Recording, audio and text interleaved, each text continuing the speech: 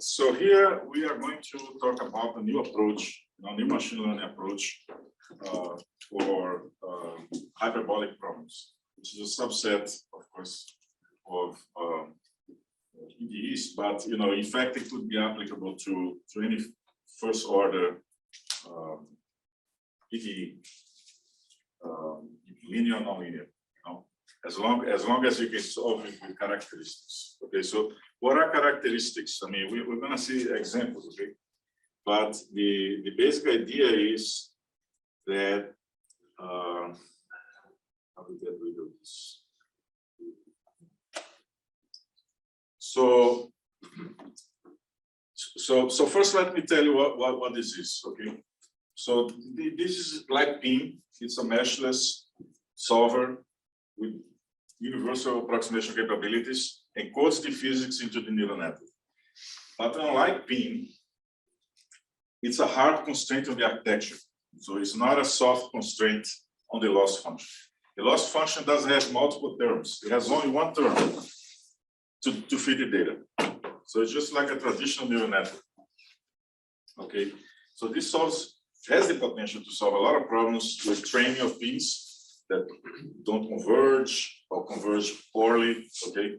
Because you don't have these multiple loss components, okay?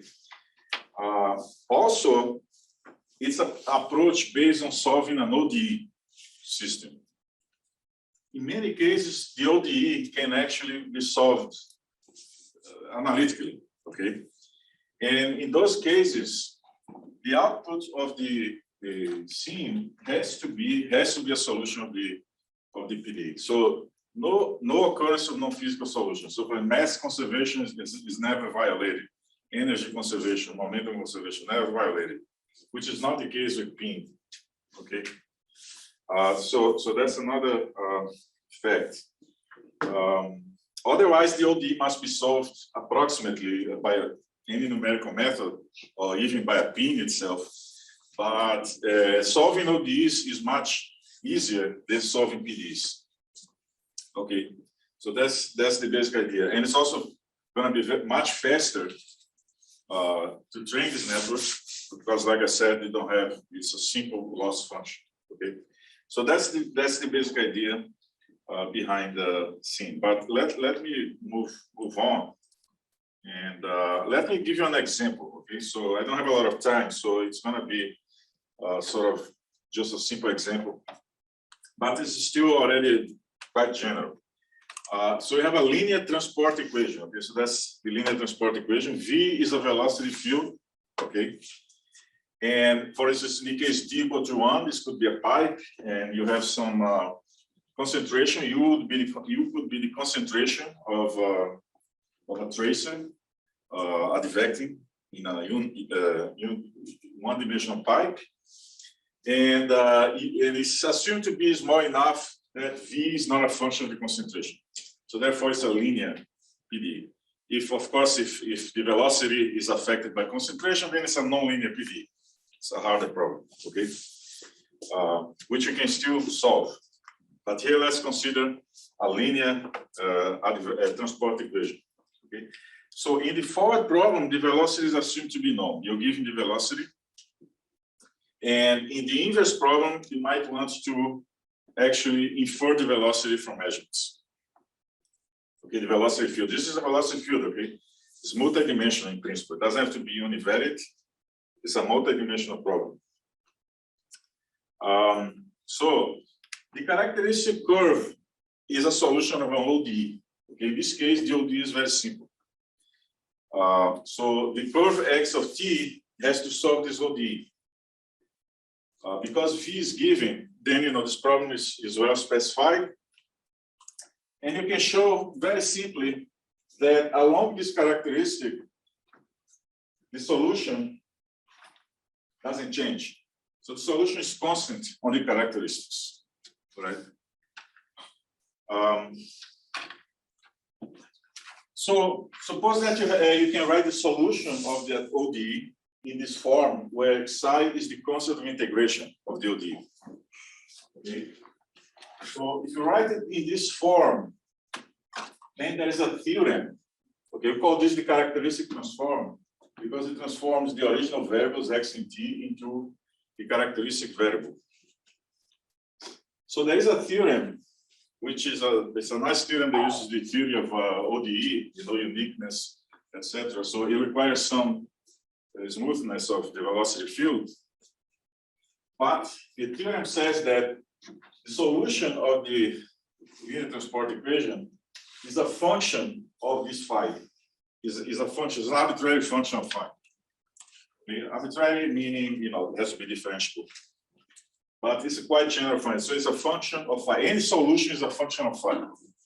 Okay. So that's the basic idea of that we exploit. So the scene architecture has this characteristic transform. Okay, and then you have a standard deep network. And this is what you get. This, because of the theorem, is automatically a solution of the PDE. Okay. It is a solution. Assuming that we can get this exactly, then this is an exact solution of the PDE. No matter what you do, okay, even at initialization with an untrained network, this is a solution of the PDE. Right? So the basic idea is I'll show. So the basic idea is that you can train this network on data, any data. So data could be boundary condition, initial condition. It could be sensor data.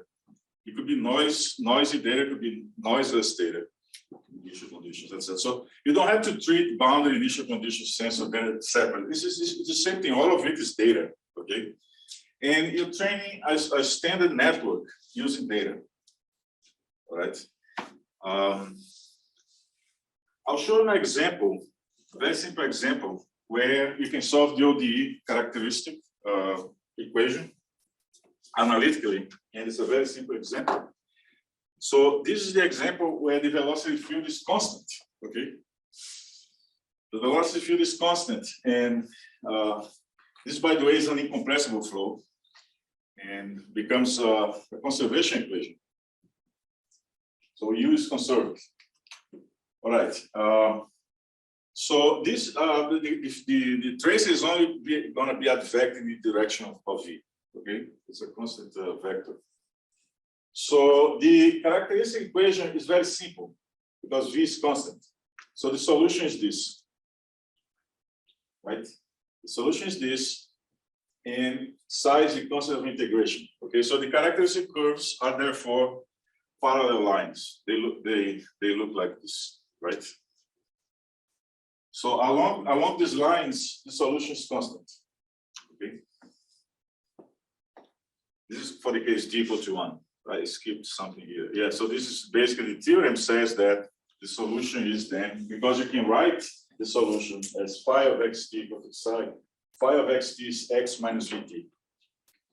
So the theorem says that the solution of the advection is a function of x minus vt. We already knew that. That's a well-known fact. But this is a consequence of the theorem. So any solution is a function of x minus vt. Okay. So here is what the scene looks for this simple problem. The characteristic transform becomes a layer of the PDE. And here you have the velocity components are weights in this layer. Okay. These other weights are fixed at 1. And then you have the velocity components multiplying t. If this is a forward problem, then these weights are fixed, non-trainable. If this is an inverse problem, then you're going to train these weights. Okay, and essentially you're solving.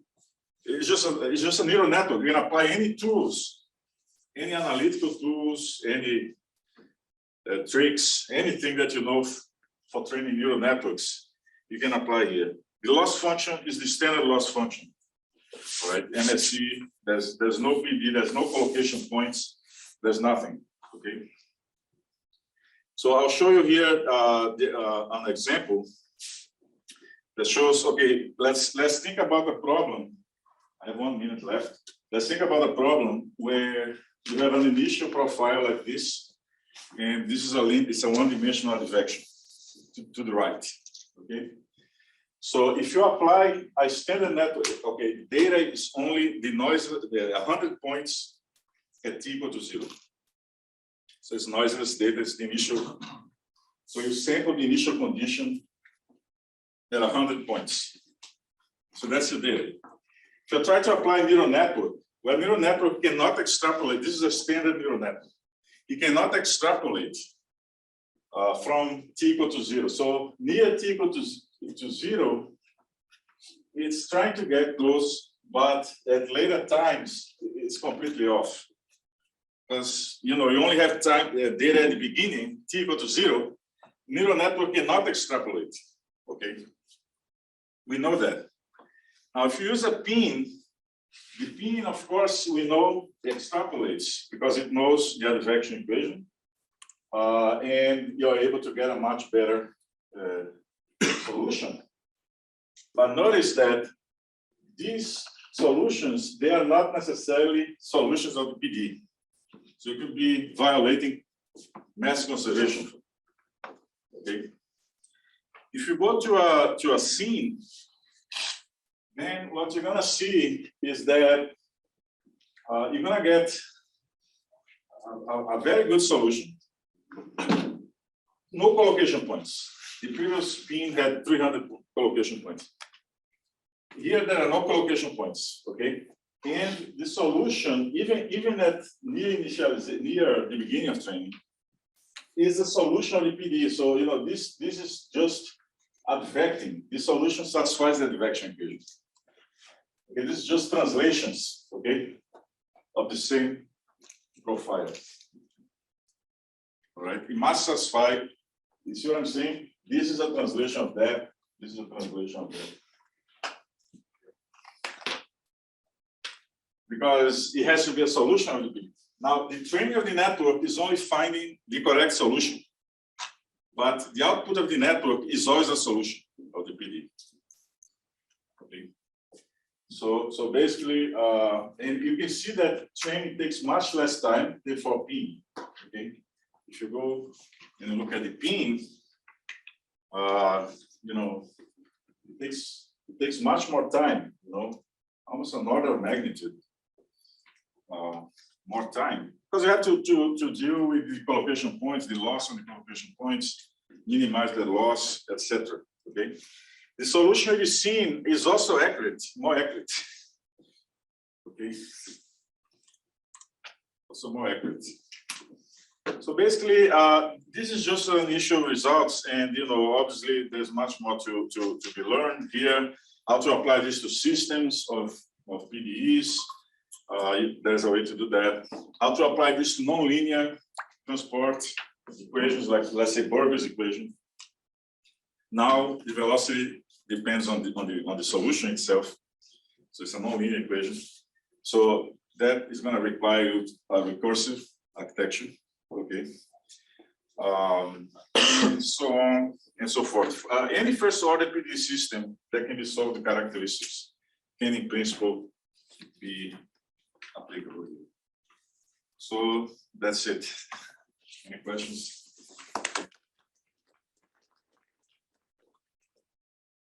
Yes. So in the case of pins with artificial viscosity, the work that we've done, so you are actually trading that with that first layer. Is that what you're doing? So in this particular case, okay, I mean, this is not a shock, right? It's just a discontinuity, right?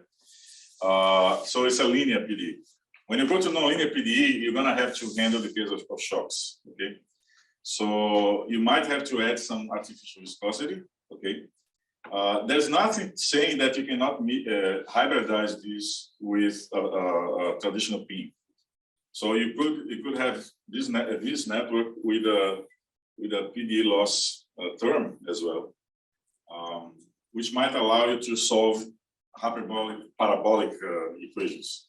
Because here you can solve only hyperbolic, right? So these are the kind of things that you may have to consider in the nonlinear case, where obviously you need some viscosity. So yeah. So there's a lot of things to learn about this. Any other question? Yes. I think those characteristics, as I understood, is it nothing but giving flexibility to the model to predict discontinuities, or is it the main objective? The characteristics is a node trick that allows you to transform a problem of solving a PDE into solving an ODE system. Okay, it's one of many of such tricks that turn PDEs into ODs. So the question is, can you take advantage of that? Yes, you can take advantage of that. And if, in fact, if you can solve the ODE analytically, which is true in many cases of interest, then you don't have to solve anything. I mean, it's done, okay? You have a simple neural network that you train end to end. But if you have to solve the ODE, then you can combine the ODE solver with this network. This will be the first layer. This is where the ODE solver is. Okay. So, all right.